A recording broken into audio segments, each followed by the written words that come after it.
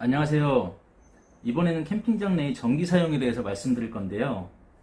대부분 캠핑 오시는 분들이 전기 사용이나 용량에 대해 모를 수 있겠구나 하는 생각을 했던 계기가 있었습니다.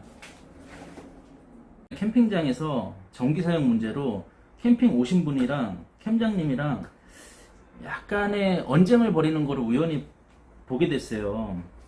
요는 이제 캠핑 오신 분은 그깟 전기세 얼마 나온다고 사용에 제한을 두느냐 하면서 따지시고, 캠장님은 그런 문제가 아니고 이러이러해서 용량이 너무 전부 다 못 쓴다 이렇게 말씀하시는데, 그 캠핑 오신 분이 이해를 못 하시더라고요. 근데 나중에 생각해보면 이해를 못 하실 수도 있겠구나 하는 생각에 이 영상을 만들게 됐습니다. 이 영상은 제가 앞에 말씀드린 것처럼 캠핑장 내에서의 이제 전기 사용에 대해서 말씀을 드리는 거고요.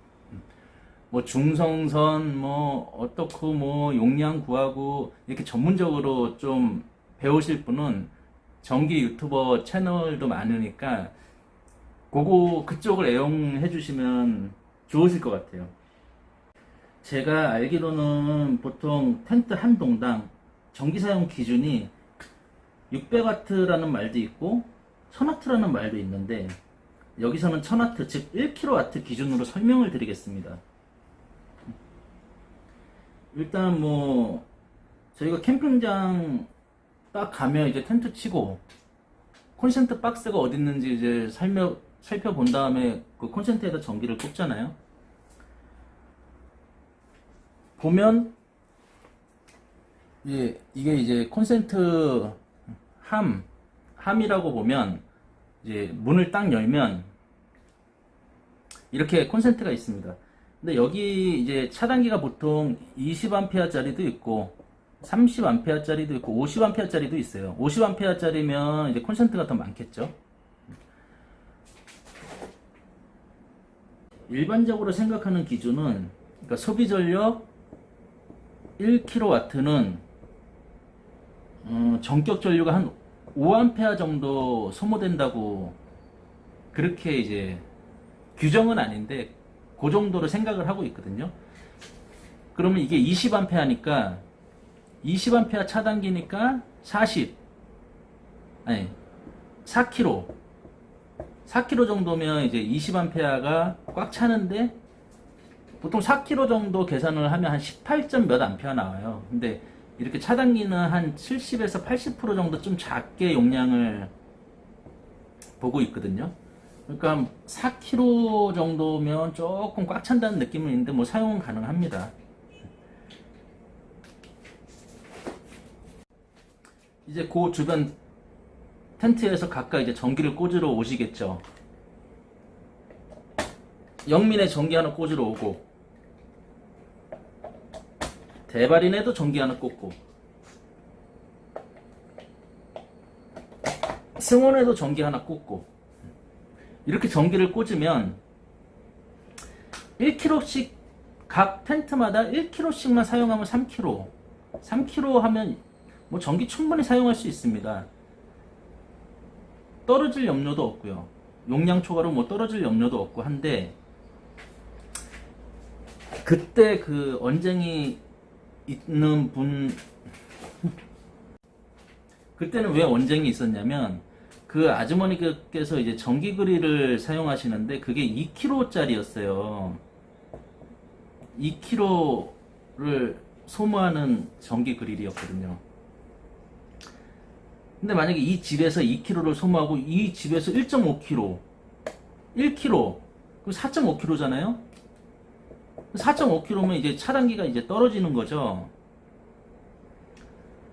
그래갖고 이제 이런 말씀을 이제 캠장님께서 드리는데 이해를 못 하시더라고요. 집에서는 썼는데 왜 못 쓰냐고. 근데 몰라서 그러시는 거는 뭐 제가 아니니까 뭐 어쩔 수가 없는데, 그래서 이 영상을 조금이라도 도움이 되기 위해서 만들게 된 거고요. 뭐 일반적으로 등이나 전기장판 같은 경우에는 한 100에서, 요즘 거는 100에서 한 200W 밖에 안 되더라고요. 등도 뭐 50W 이하입니다. 요즘에 LED라서 별로 그렇게 용량이 크지는 않아요. 뭐 해봤자 뭐 250W, 500W만 써도 4개 충분히 씁니다. 근데 이제 열 나는 거, 뭐 전기 그릴, 에어프라이도 뭐 1.2kg에서 1.5kg짜리도 많더라고요. 그런 거 이제 몇 개 쓰면 이제 이 집 이제 다 못 쓰는 겁니다. 그래서 남한테 피해 안 주기 위해서 캠핑장에서는 약간 그런 배려도 필요할 것 같아요. 제가 이 말씀을 드리려고 오늘 영상 올린 거고요. 이 영상 올리는 김에 제가 스위치 원리도 간단하게 설명을 좀 드릴게요.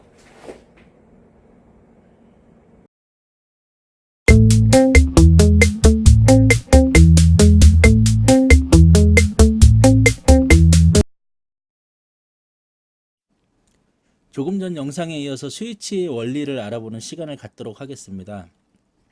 단상 220V에서는 일반적으로 하트라인 한 가닥, 중선선 한 가닥 이렇게 두 가닥으로 구성이 되는데요.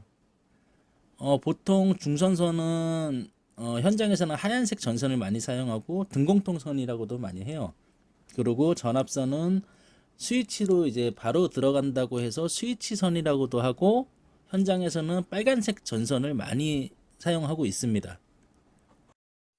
이제 등 회로를 그림으로 그려보면 등공통이 나와서 박스 안으로 들어갑니다. 박스 안에서 각 등으로 갈 등공통선을 조인을 해주는 거예요. 그러면 지금 각 등의 등공통이 한 가닥씩 흰 선으로 들어가 있겠죠. 이 흰 선으로 쓴다는 가정하에 말씀을 드리는 겁니다.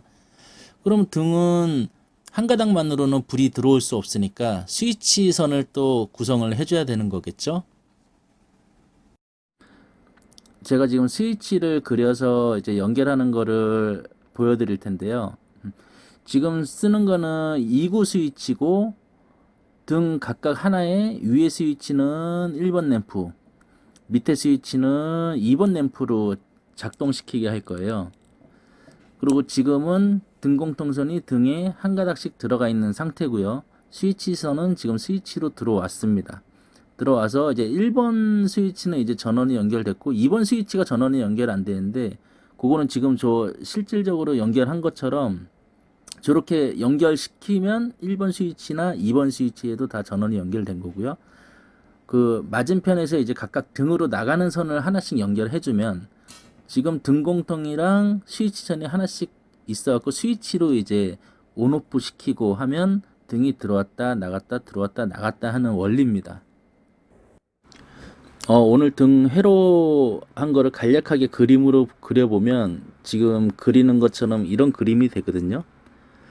지금 등 각각 한 개씩의 이제 등공통선 하나씩 들어갔고요. 보통 현장에서는 등공통선을 이제 흰색 선으로 많이 사용한다고 아까 말씀드렸죠. 그리고 스위치 선을 이제 구성만 해주시면 저 스위치 온오프 하면 불이 들어왔다 나갔다 하는 이제 그런 원리입니다. 스위치 선은 아까 현장에서 보통 빨간색으로 하트라인으로 잡아준다고 그렇게 말씀을 드렸었죠. 그림을 잠깐 보시고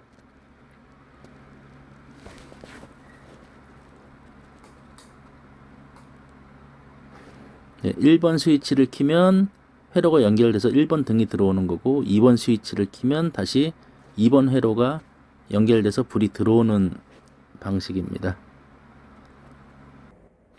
그리고 가끔 저한테 이제 스위치에서 콘센트를 좀 따달라고 가끔 하시는 분들이 계시는데 이게 스위치는 선이 하나가 들어와 있다고 생각하시면 돼요. 근데 콘센트는 접지까지 세 가닥이 들어가야 되는데 극이 다른 두 가닥, 최소한 두 가닥이 들어야 전원이 연결되고 접지를 끼는 거지.